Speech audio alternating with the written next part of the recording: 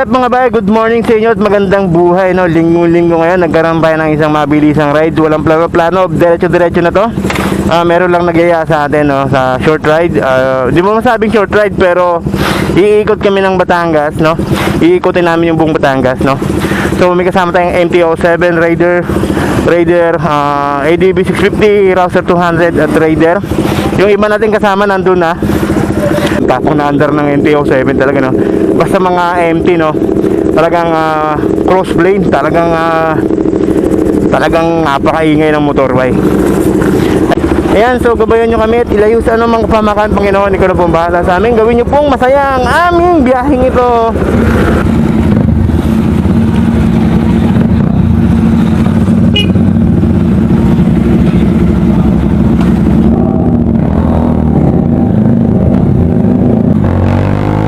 Nawawala yung mga sa natin.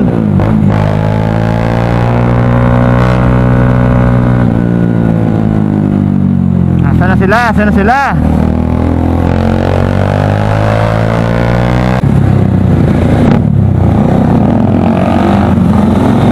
Yun. So kasama natin yung pinsan ko, si Adeng, tsaka si Kuya Leo. First time ko rin makakasama sa ride yung pinsan ko na si Adeng. Gemini, gamma, so shoutout sa iyo. Ayan. So mga bahay na checkpoint kami doon, no? So hindi na nakuna ng camera. Well, so nabawasan kami ng isa dahil nakalimutan niya daw ang kanyang ORCR. Oh no, dapat lagi yung dala-dala. Hindi dapat yan na hinihiwalay sa katawan once na ikaw ay magmumotor, no? So nabawasan kami ng isa, kami na lang ang magpapatuloy. So walang Diyo mga bahay, bigla tayo napabakbak ng ganung kabilis. Grabe talaga itong MT, no? Mga MT talagang napakalakas ng hatak talaga. Well, then si Raider F5 nasa likuran naman lang natin. Kahit pa paano ay nakakasunod din. Ahon na tayo mga bay. Ahon na.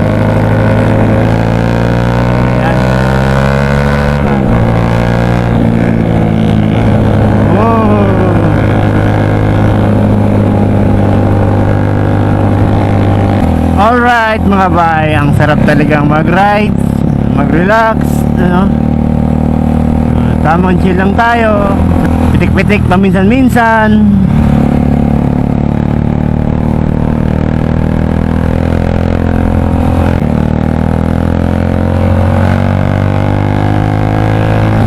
Yung mga nilagpasan ko, masyado silang mabagal.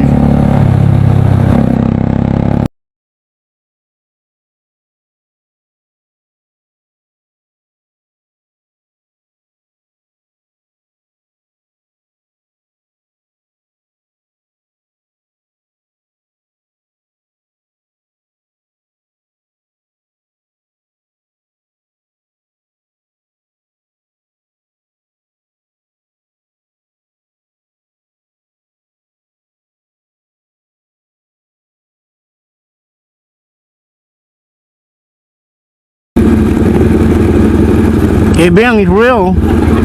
We are here now at Kebang Town, the one of the famous town in the Philippines. Daming tao. Kabila.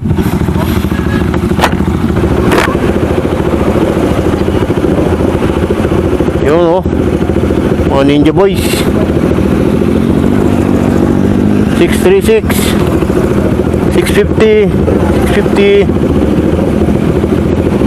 banking. Yes sir. Yes sir. Napakarami. So kape muna kami mga bay. Hanap kami ng makakapihan sa tabihan. So let's go.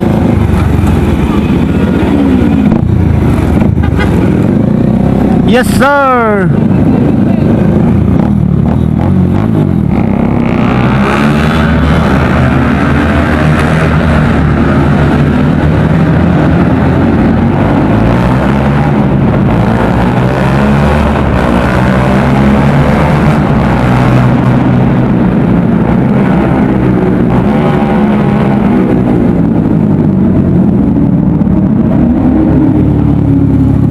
Yes sir, grabe, kulob na kulob.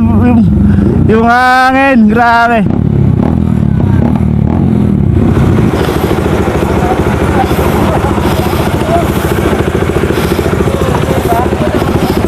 Yan o.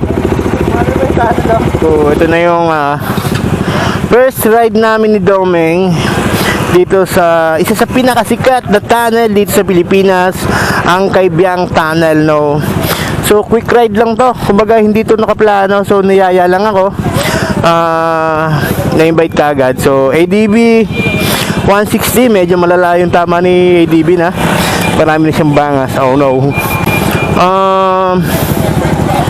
Raider FI, masari pabamba nga.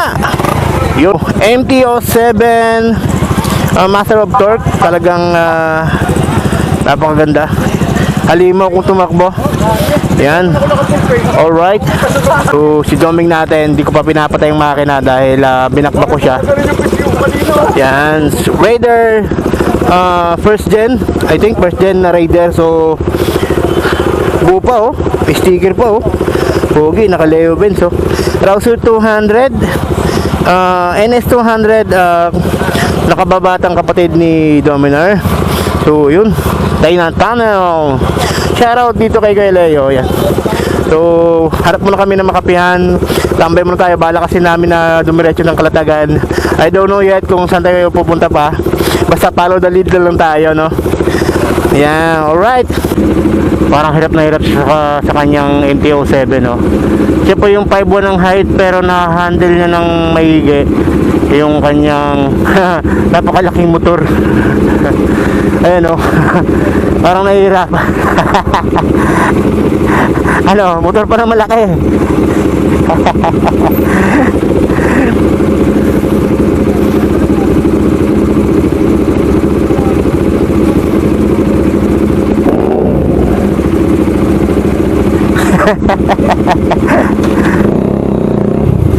Motor pa ng malaki.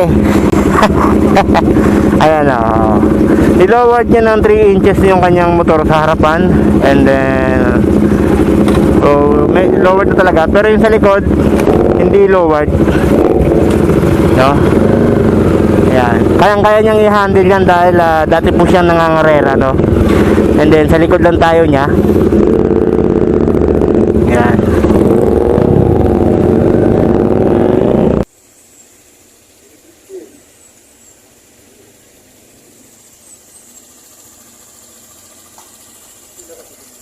MT-07, napakalaki ng bike niya, pero ang riders niya ay 5'1 lang ang height. So ayun o, lalakad.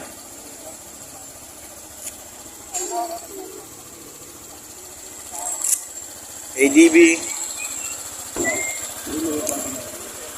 Raider NS 200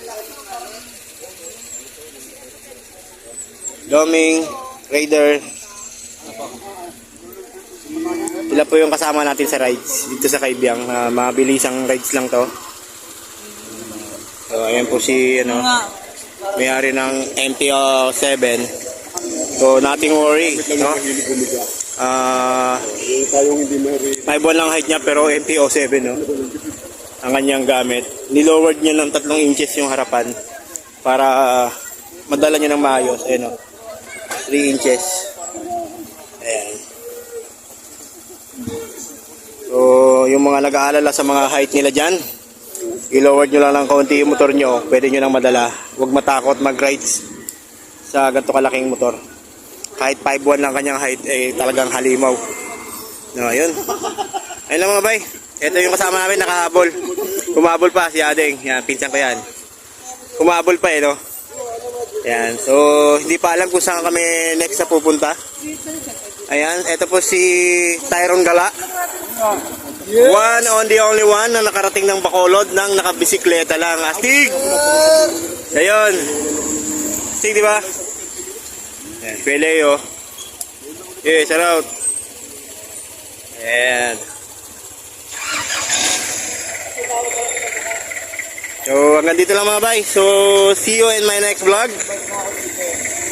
Alright.